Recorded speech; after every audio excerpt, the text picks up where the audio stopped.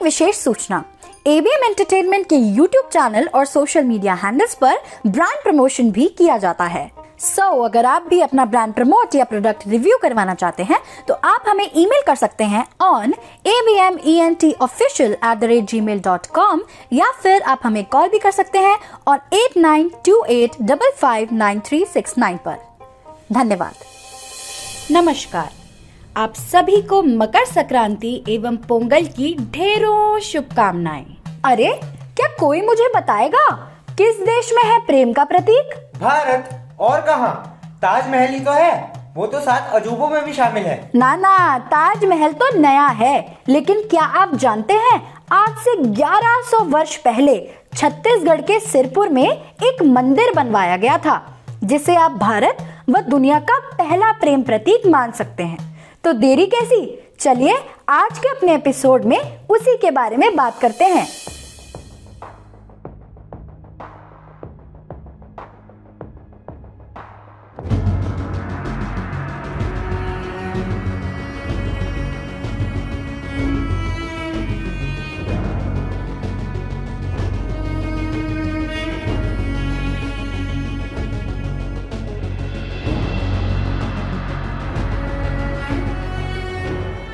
छत्तीसगढ़ को पहले दक्षिण कोसला कहा जाता था और यहीं अपने वनवास के दौरान भगवान राम भी रुके थे। छत्तीसगढ़ या दक्षिण कोसला के कंटेम्प्रेरी यानी समकालीन इतिहास की शुरुआत मानिए 4th सेंचुरी AD पूर्व से हुई थी, परंतु छत्तीसगढ़ का पौराणिक इतिहास रामायण और महाभारत तक जाता है। छत्तीसगढ़ का नाम पड़ा 36 किलों से। सिरपुर को प्राचीन समय में श्रीपुरा कहा जाता था और ये दक्षिण कोसला यानी कि आज के छत्तीसगढ़ की राजधानी भी थी। आज सिरपुर छत्तीसगढ़ के महासमुंद जिले में महानदी के दाहिने किनारे पर एक छोटा सा गांव है, जो कई खंडरों और पुरातात्विक महत्व के अवशेषों यानी इम्पोर्टेंट आर्कियोलॉजिकल रिमेन से भरा हुआ है। सिरपुर में जितने भी मंदिर हैं वह शैव और शक्तिवाद संप्रदायों यानी शैविज्म एंड शक्तिज्म के साथ बौद्ध और जैन धर्म के देवताओं को समर्पित हैं। 12th सदी में आए एक विनाशकारी भूकंप ने इस जीवंत शहर को पूरी तरह से तबाह कर दिया था। ASI द्वारा खुदाई करने पर सिरपुर से कई जैन और बौद्ध विहारों के साथ साथ कई शिव और विष्णु मंदिर, एक बाजार और एक स्नान कुंड भी प्राप्त हुए हैं। 6th और 12th सेंचुरी के बीच छत्तीसगढ़ में बनाए गए कई स्मारकों में ईंट के मंदिर भी शामिल हैं। अब ईंट का आविष्कार अपने आप में पहिए के आविष्कार से कम नहीं है। ईंट का इतिहास इंडस वैली सिविलाइजेशन यानी सिंधु घाटी सभ्यता तक जाता है। लक्ष्मण मंदिर भी ईंट से ही बना है। यह कहना गलत नहीं होगा कि यह लाल ईंटों से बना प्रेम का साक्षी है। यही है भारत का सबसे पहला प्रेम का प्रतीक। इस मंदिर के निर्माण की जानकारी शिलालेख के तौर पर इस मंदिर के मलबे के नीचे दबी पाई गई थी।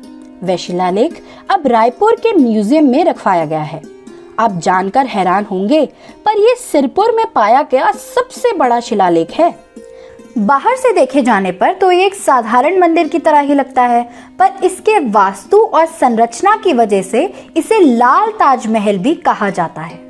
इस मंदिर को कौशल प्रदेश की रानी वासटा देवी ने अपने पति की याद में बनवाया था। उनके पति राजा हर्षगुप्त थे। रानी वासटा देवी मगध के राजा सूर्यवर्मा की बेटी थी और धर्म से सनातनी वैष्णव थी।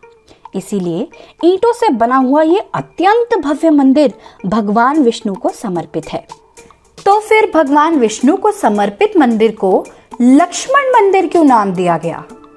मंदिर के गर्भगृह में 5 फन वाले नाग पर आसीन लक्ष्मण जी की मूर्ति है, जो शेष नाग का प्रतीक है। इसीलिए इसे लक्ष्मण मंदिर कहा जाता है। हो सकता है कि रानी ने खुद को उर्मिला के तौर पर देखा होगा, जो 14 साल तक भगवान लक्ष्मण जी का वनवास खत्म होने का इंतजार करती रही। मंदिर में एक गर्भगृह, अंतराल और मंडप भी मौजूद है और इसके प्रवेश द्वार के ऊपर शेषदायी भगवान विष्णु की प्रतिमा को भी बनाया गया है। यहाँ भगवान विष्णु के प्रमुख अवतारों और विष्णु लीला के दृश्यों को भी दिखाया गया है। ये मंदिर ईस्ट यानी पूर्व दिशा की ओर मुख किए हुए एक चबूतरे पर खड़ा है। मंदिर का मंच लगभग 77 फीट लंबा, 39 फीट चौड़ा और 6 फीट ऊंचा है। मंच तो पत्थर से बना है, परंतु पूरा मंदिर ईंटों से ही बना हुआ है। क्योंकि ये मंदिर मुख्य रूप से भगवान विष्णु को समर्पित है, इसीलिए उनके अवतारों के दृश्य मंदिर की चौखट पर भी पाए जाते हैं। मंदिर में भगवान विष्णु की छवि आपको आनंद शयन मुद्रा में भी देखने मिलती है, जिसमें उनके साथ उनकी पत्नी श्रीदेवी और भूदेवी भी हैं। और दूसरी ओर मंदिर के एक पैनल पर भगवत पुराण से भगवान श्री कृष्ण भी दर्शाए गए हैं। इतिहास और प्रकृति को करीब से अनुभव करने के इच्छुक पर्यटक यहाँ खुद को घर पर पाएंगे। यहाँ आपको प्रकृति के खूबसूरत नज़ारों जैसे झरनों, गुफाओं और कई विरासत मंदिरों को देखने का भी सौभाग्य मिलेगा। छत्तीसगढ़ ने लक्ष्मण मंदिर जैसे अनोखे स्थलों की वजह से खुद को एक ऐसी जगह के रूप में स्थापित कर लिया है जहां पर आपके लिए हर मोड़ पर ढेर सारे सरप्राइजेस छुपे हैं, जो आने वाले समय में वहां पर पर्यटन के विकास का कारण बन सकता है। इस राज्य ने बखूबी भारत के टूरिस्ट मैप पर अपनी एक अनोखी जगह बनाई है। तो इसी के साथ हम दृष्टिकोण सीजन 2 के दूसरे एपिसोड को यहीं समाप्त करते हैं। हम जल्दी लौटेंगे फिर से एक नया अनसुना कथन लेकर। तब तक हमारा इंतजार कीजिए और अपने प्रभावशाली इतिहास पर गर्व करना मत भूलिए। धन्यवाद।